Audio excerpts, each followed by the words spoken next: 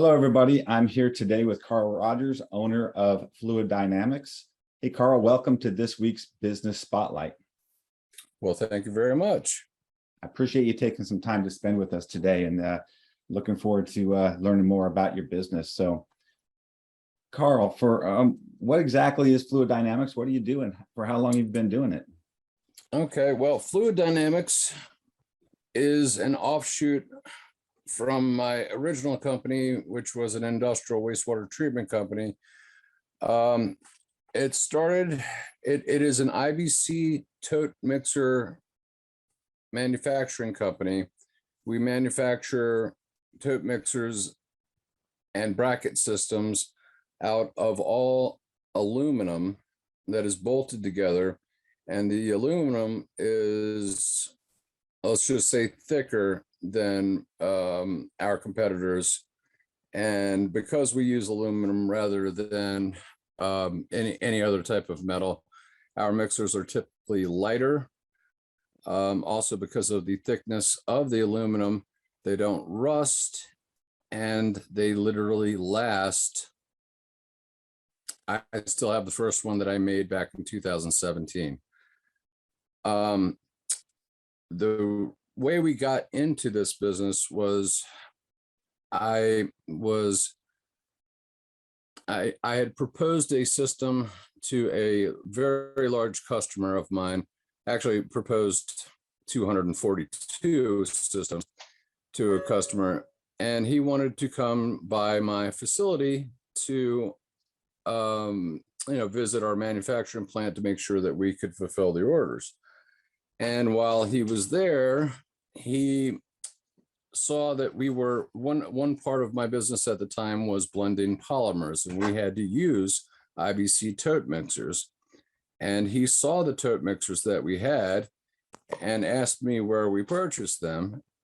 I told him that we actually had to make them because all the ones we had purchased fell apart in our kind of rough industrial atmosphere within 3 to 6 months, and that I had been shelling out thousands for things that I could make on my own, and it worked perfectly. We made 7 IBC tote mixers, and if anyone doesn't understand, an IBC tote, you have to understand what an IBC tote is. Right. An IBC tote, yeah, an IBC tote is that, and they're only in manufacturing plants. You'll see them on some farms, and you see them in every single sci-fi movie because they look space age. They are those white polypropylene or polyethylene tanks that are square, that have the 6-inch round lid on the top, and then they have the metal casing around the outside. Almost makes it look like a checkerboard on every side, or a tic-tac-toe board rather, on every side, with that those metal bars around them. I almost guarantee you've seen them on power washing trucks or on trucks moving down the road. They're meant to carry chemicals that are used in manufacturing, and they are also used for agriculture, for fertilizer, for shipping and containing fertilizer and pesticides. So that's an IBC tote mix. I mean, that's a IBC tote. Now, why do they have to mix them? Well, what they do is, in order to get a better price or better pricing on their chemistry, the law requires that they ship in all these somewhat hazardous chemicals in these specially protected IBC totes. And when they arrive, the chemicals themselves are not exactly stable, meaning that if you let them sit for over a couple days without being agitated, they will stratify, or the different parts of the chemistry will separate in the tank. So you literally have to, just before you use it, pop a tote mixer on these things, stir them around for 2 to 5 minutes, and then whatever chemical you're using is suddenly ready for use for the rest of the day.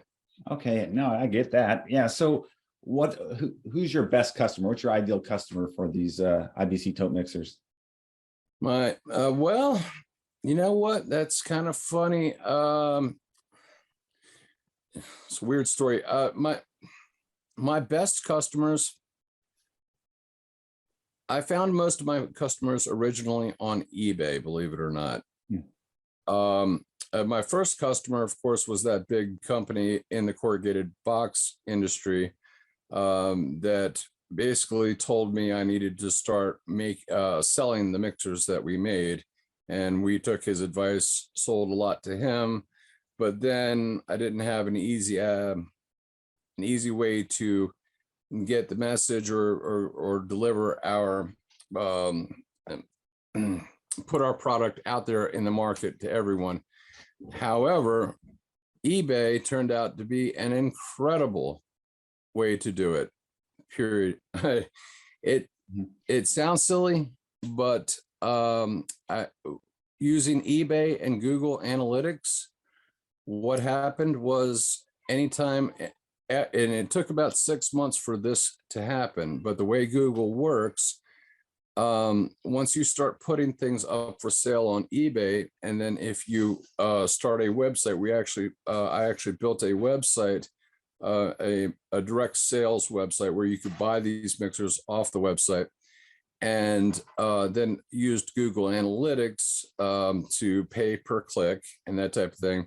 And once you use that combination, suddenly Google starts putting you all over the place, Right. On the internet. So people can start typing in IBC Tote Mixers, and lo and behold, just a little SEO work, and you start popping up in front of more and more customers as you go along. Excellent, excellent. But the customers are farmers, industrial plants. What's the target market? Most of the best customers I have are industrial, so they're all manufacturers. They're box manufacturers. They are. I'll give you like Alcoa is a good one. Pacific would be a good one. Pratt Industries would be a good one. Coca-Cola, Pepsi-Cola.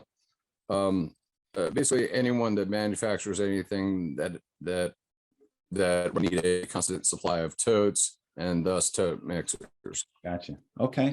So how did COVID-19 affect any of it? Did that affect you? Oh my God, that was a nightmare. During the lockdowns, when we started quarantining, I have always maintained less than 50 employees. They shut my manufacturing facility down for 8 months. It was mandatory.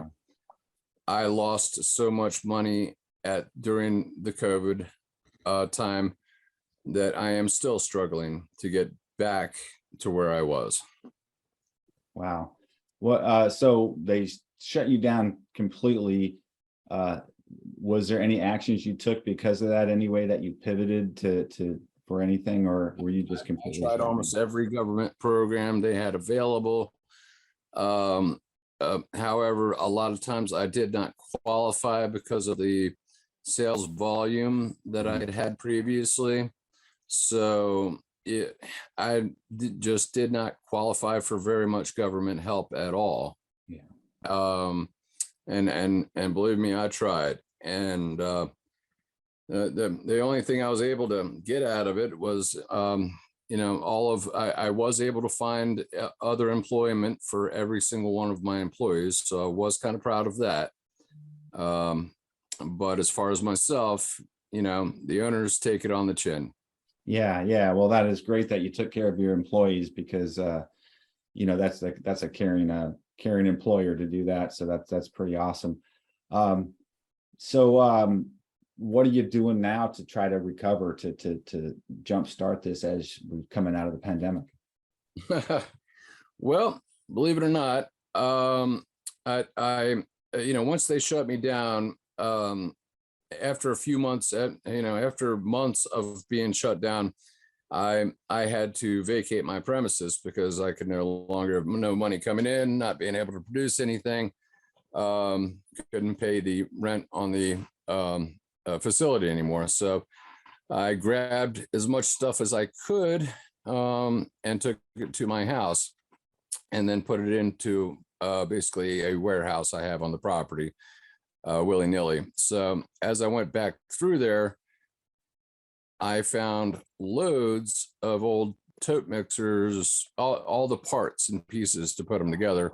And I still had all the machinery to actually assemble these things. So I am restarting slow and steady by initially offering the ones that I currently have onto eBay. So what I'm doing is I'm taking the parts that I have, constructing ones that I can stock, and then offering them one by one on eBay right now to get some restart up money. Gotcha. Okay. What's the biggest learning you've had since being a big business owner? The biggest thing I learned as a business owner was to watch your step. If you don't look for others trying to trip you up, you will trip. And it's unfortunate. I have tried to run a straightforward, truthful, and ethical business, but the ones that don't play by the rules can really hurt you if you don't have your guard up at all time, and that's unfortunate. Yeah, that certainly is.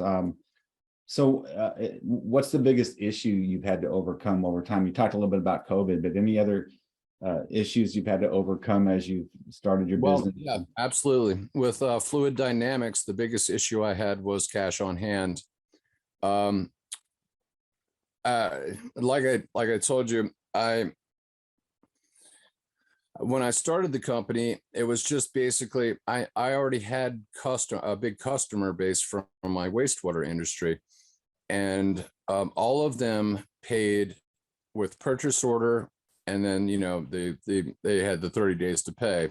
Well, I'm not sure if you know, but businesses, especially the bigger businesses, typically won't pay for 60, 90 days and even further out sometimes. So when I branched out into eBay and then my own direct sales, I literally got so many orders at one time that I was scrambling to get enough money just for parts because of these, because of some of my current wastewater customers were finding out about these mixers that they could buy that would last them forever and save them all kinds of money.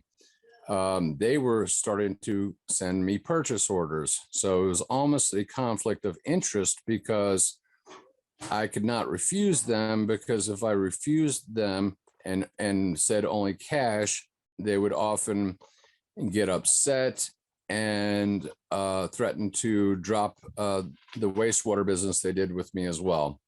I see. Yeah. So that cash gap can really kill you when you don't have the cash flow to generate what you need because you're waiting on people to pay. Yeah. Yeah. And that's, I guess that is difficult with big industry to train those customers the way you want them to be, right? Smaller ones you can. So. Yeah. And it's almost like I was trying to keep it a secret from them. Yeah. Yeah. Wow. So what have you learned about yourself during your journey as an entrepreneur? Oh, well, I've learned that even though I've gone through my ups and downs, I have never had to compromise my values, and I'm still alive, still kicking, and still very well able to make a profitable multi-million-dollar business yet again. Excellent. Excellent. So what's the future look like, and what do you see as the main challenges as you move forward? Okay. The future for me is going to be a mouse running through a government maze. I don't see myself having any problem selling. And because of COVID, I lost a lot of wastewater customers as well, because they shut their plants down as well for a time. And literally the environmental regulations were loosened during that time as well. Not sure exactly why that happened, but a lot of them no longer had to treat water. So I don't even have a whole lot of those customers. And so that sounds like a curse, but it may be a blessing in disguise, because now I can offer mixers cash up front. Yeah. And be able to work in the black without going into massive debt, and, you know, sell only the things that I have on hand. And that strategy will reduce the risk. The biggest hurdle I see is government intervention. For example, they just signed into law, I believe it was something close to $48 billion that was going to, of the 400 and some odd billion dollars that they passed, $48 billion of that is going to the IRS. And a lot of their directive behind that money tells them to go after small businesses that make under $400,000 a year. And at this point, that would include mine. Yeah, that's yeah, I read that too, and that's just so discerning, because America's made up of small businesses. It's like 80%, 90% businesses are small businesses, and that's the lifeblood of America. So that's yeah. So we'll see how that plays out. So what advice would you give to anybody thinking of going into business? Seek professional help. It's not meant to be a joke. I mean, probably, some get a mentor or an advisor, because there are probably at least 100-fold more hurdles you have to jump through to be successful now than there were when I started back in 1998. Yeah.